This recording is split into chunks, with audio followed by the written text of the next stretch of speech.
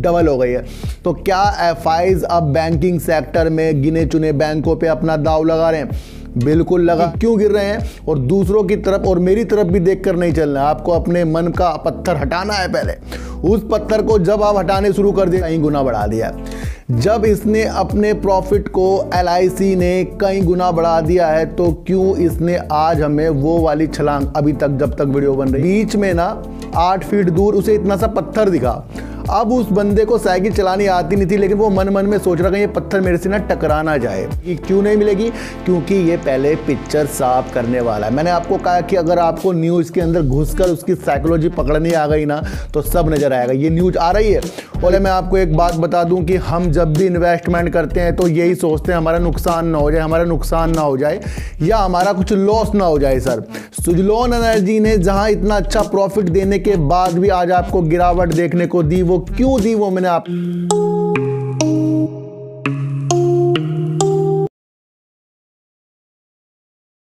नमस्कार, मैं स्वागत करता हूं आपका अपने ही चैनल पर जिसका नाम है सार्थक बाजार से। और आज बात करेंगे हम सेंट्रल बैंक ऑफ इंडिया की, साउथ इंडियन बैंक की बात करेंगे। सुजलॉन क्यों नहीं बढ़ रहा है, बात करेंगे एलआईसी का इतना अच्छा रिजल्ट आने के बाद भी उसके अंदर तेजी क्यों नहीं आ रही, और बात करेंगे सर पेटीएम की, और बात करेंगे सर रिलायंस इंफ्रा, और बात करेंगे सर यस बैंक की।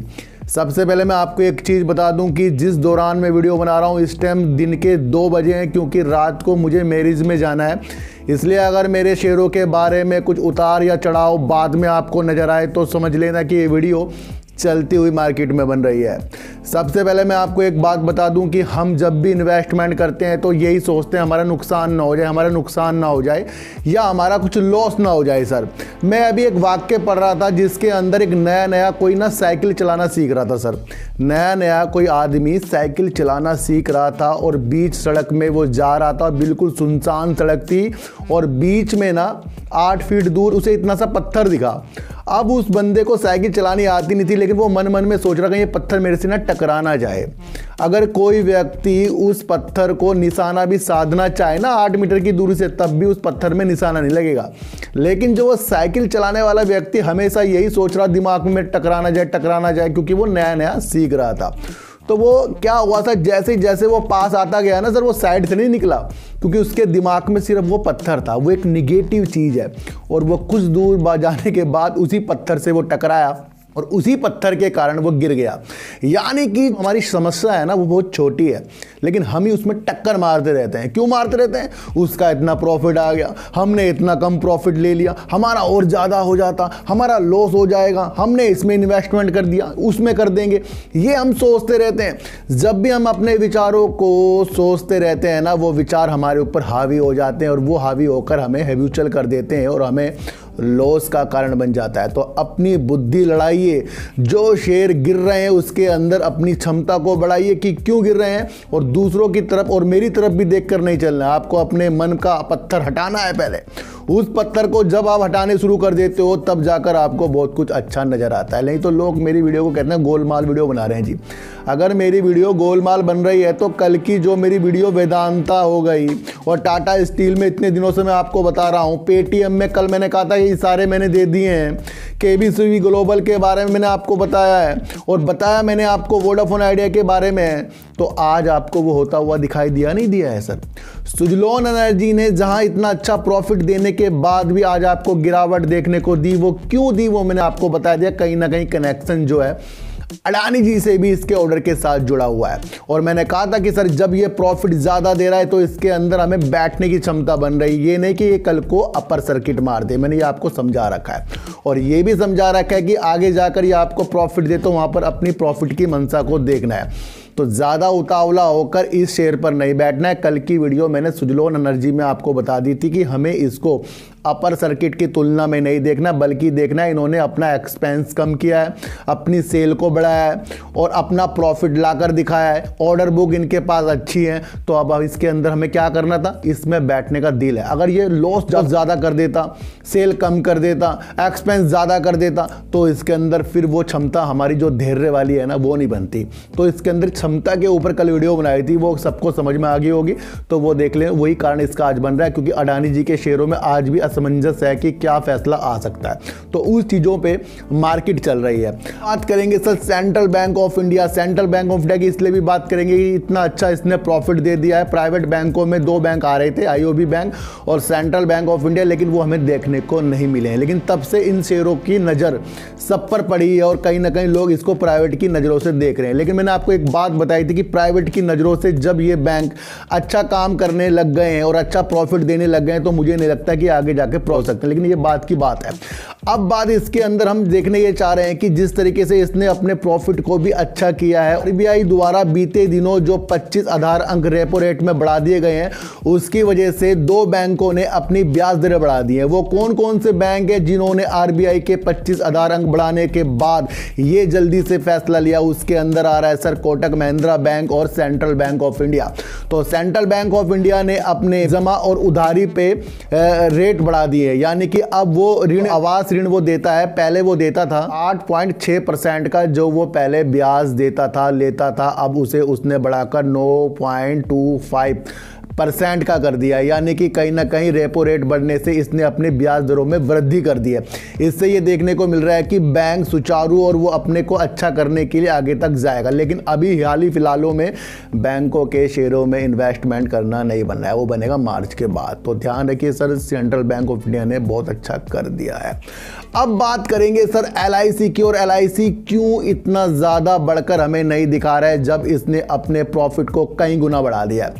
जब इसने अपने प्रॉफिट को एलआईसी ने कई गुना बढ़ा दिया है, तो क्यों इसने आज हमें वो वाली छलांग अभी तक जब तक वीडियो बन रही है नहीं दिखाई है जिसकी हमें तलाश है? क्या वो आगे जाकर वो छलांग लगा सकता है? बिल्कुल लगा सकता है। आने वाले दिनों में आपको एलआईसी में थोड़ी गिरावट के बाद अच्छे संकेत देखने को इसलिए भी मिलेंगे क्योंकि जो इसका मैनेजमेंट है ना, ज़्यादा से ज़्यादा तैयार हो रहा है। जिस तरीके से इन्होंने अपने शुद्ध लाभ को 8,334 करोड़ पर ला दिया है, जो पिछले साल सेम तिमाही में इनका जो लाभ था सिर्फ 235 करोड़ था। तो कई गुना अपने प्रॉफिट को बढ़ाने वाला शेयर कौन सा? एलआईसी। जब एलआईसी इतना प्रॉफिट कर रहा है तो क्या ये आगे जाकर भी हमें प्रॉफिट देगा? बिल्कुल देगा सर। क्यों देगा? क्योंकि इनकी जो मंशा है अपने मैनेजमेंट को बहुत अच्छा करने की। मैंने आपको बता रखा है इसके अंदर एक काम होने वाला है जिसके अंदर हेल्थ इंश्योरेंस, जनरल इंश्योरेंस बढ़ने वाले हैं। इसको आपको ध्यान में रखकर करना पड़ेगा। एक न्यूज़ जो इसके रिजल्ट के साथ साथ निकल कर आ रही है, जिसके अंदर एलआईसी निशाने पर है। क्यों निशाने पर है? जिस तरीके से इन्होंने अपना इन्वेस्टमेंट अडानी जी के शेयरों पर किया हुआ है, वही न्यूज़ निकल कर आ रही है। वो क्या न्यूज़ निकल कर आ रही है? क्योंकि ये निशाने पर है, क्योंकि सब कह रहे हैं एलआईसी बंद हो जाएगा, एसबीआई बंद हो जाएगा, तो ये न्यूज़ कंटिन्यूटी से आ रही है। और जब ये न्यूज़ लगातार आ रही है तो एलआईसी के जो चेयरमैन है एम.आर. कुमार, उन्होंने एक फैसला ले लिया। उन्होंने कहा है कि वो टॉप प्रबंधन जो है अडानी ग्रुप के, उनसे मिलना चाहता है, उनसे वो पूछताछ करना चाहता है कि क्या उनके शेयरों में चल रहा है, क्या उसमें चीज़ें हो रही। तो ये सारी जानकारी कौन लेना चाह रहा है? एलआईसी। और जब एलआईसी ये रिजल्ट के बाद काम करने वाला है तो इसके शेयरों में आपको तेज़ी मिलेगी। वो तेज़ी देखने को नहीं मिलेगी। क्यों नहीं मिलेगी? क्योंकि ये पहले पिक्चर साफ करने वाला है। मैंने आपको कहा कि अगर आपको न्यूज़ के अंदर घुसकर उसकी साइकोलॉजी पकड़नी आ गई ना, तो सब नज़र आएगा। ये न्यूज़ आ रही है और इसके अंदर चेयरमैन साहब उनसे टॉप प्रबंधन से बात करना चाह रहे हैं, और वो इसलिए चाह रहे हैं कि जैसे लोगों के अंदर एक असमंजस सा आ गया है कि एलआईसी यहाँ डूब रहा है, तो उन्होंने कह दिया कि 36,000 करोड़ का जो इनका इन्वेस्टमेंट है वो अभी प्रॉफिट में है। तो जब इतने बड़े व्यक्ति ने ये चीज बोल दी कि अभी वो प्रॉफिट में है, और उसके बाद इनका इतना बड़ा प्रॉफिट आने के बाद इसके अंदर अब एक समाधान होगा कि जब अडानी जी को क्लीन चिट मिलेगी तो उसके बाद एलआईसी आपको 1000 के टारगेट भी दिखाएगा।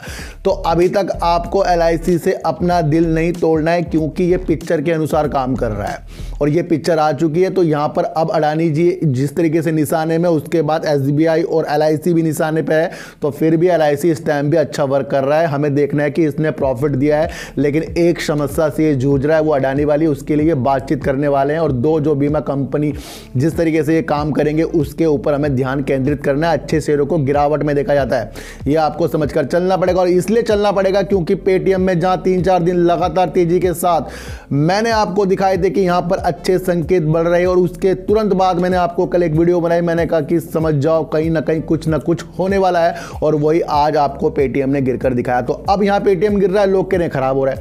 सर प्रॉफिट बुकिंग आ रही है, मैंने कहा ना कि 30 रुपये, 50 रुपये, 100 रुपये, 120, 130, 140 रुपये जिसको उछाल मिल रहा हो वो प्रॉफिट बुकिंग क्यों ना करे। हम जैसे नहीं करते लेकिन और लोग करते हैं, तो वही आज पेटीएम में कुछ गड़बड़ी नहीं है। जिस तरीके से जेफरीज ने इसके 800 के टारगेट दिए वो समझ के ही तो दिए होंगे सर, कि ऐसे ही दे दिए टारगेट इन्होंने, नहीं समझ कर दिए हैं। तो वो मैंने कहा था कि 800 के टारगेट वही पूरा करेगा जो इस स्थिति को समझेगा कि प्रॉफिट बुकिंग इतने ऊंचे जाने के बाद आती है। तो ये एक नियम बनाइए ना, जब आपको प्रॉफिट अच्छा आता हो तो अपने प्रॉफिट को देखिए, अपने पत्थर को हटाइए।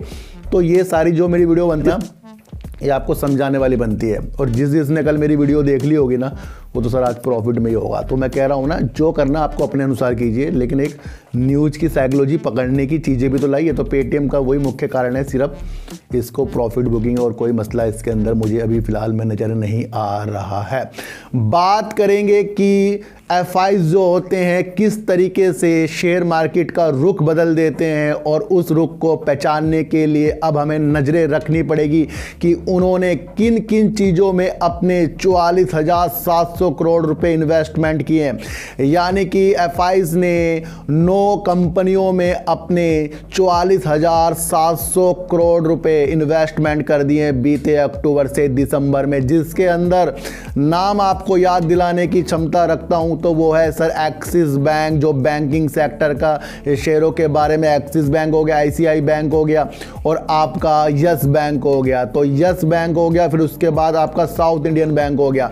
तो इन बैंकों में भी एफआईज ने अपनी होल्डिंग को बढ़ाया। जिस तरीके से एफआईज 12.15% थे और दिसंबर में वही एफआईज अब बढ़कर 23.44 हो गए, यानी डबल हो गए। और कहीं ना कहीं एक अनुमान लगाया जा रहा है कि एफआईज ने यस बैंक में बीते दिनों यानी कि बीते महीनों में करीब 6,341 करोड़ रुपए का इन्वेस्टमेंट किया है। तो एफआईज ने कुछ अच्छा ही देखा होगा कि जब उन्होंने इतना ज़्यादा इन्वेस्टमेंट इसके अंदर कर दिया, तो वो मुख्य कारण आपको अब यस बैंक में थोड़ी थोड़ी तेज़ी के साथ देखने को मिलेगा।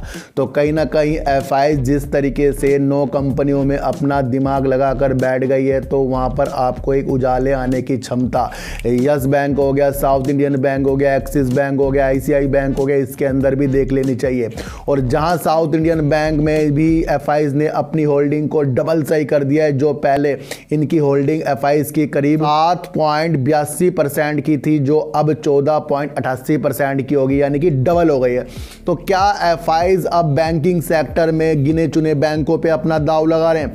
बिल्कुल लगा रहे हैं। और वही एक मंशा जब न्यूज के साथ आ रही है तो हमें दर्शा रही है कि एफआईज की इन चीज़ों पे होल्डिंग रखने की मंशा ये है कि आने वाले दिनों में यहाँ तेज़ी के संकेत मिलेंगे। लेकिन मैं आपको फिर कह रहा हूँ कि एफआईज हो गए, हम हो गए, आप हो गए, जहाँ भी अपनी होल्डिंग को डालते हैं वो प्रॉफिट के लिए डालते हैं सर। हमारी होल्डिंग क्या है ना सर, थोड़ी बहुत है, उससे कुछ भी नहीं होता, कुछ भी नहीं होने का उससे। अगर हम सेल कर दें, बेच दें, कुछ नहीं होगा, कुछ नहीं शेयर हिलेगा।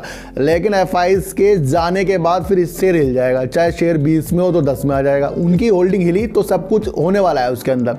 तो एफआईज जब किसी कंपनियों में अपना दाव लगा रहे हैं तो शायद उनको पता है, वो अलग तरह की एनालाइज करते हैं, आगे जाकर कुछ ना कुछ yes bank, south Indian bank, axis bank, ICI bank में होने वाला है। और इसके साथ साथ जो चर्चाओं में अनिल अंबानी की कंपनी रिलायंस इंफ्रा, तो रिलायंस इंफ्रा में क्या एफआईज ने देख लिया, वहाँ भी अपनी होल्डिंग को बढ़ा रहे हैं। जिस तरीके से डीएमआरसी से कुछ पैसा रिलायंस इंफ्रा को मिलने की एक उम्मीद है, उसी के तहत ही अभी ये शेयर आपको थोड़ी सी रंगीनता नहीं दिखा रहा था, लेकिन एफआईज की होल्डिंग बढ़ने से थोड़ी रंगीनता आपको रिलायंस इंफ्रा में देखने को मिली है।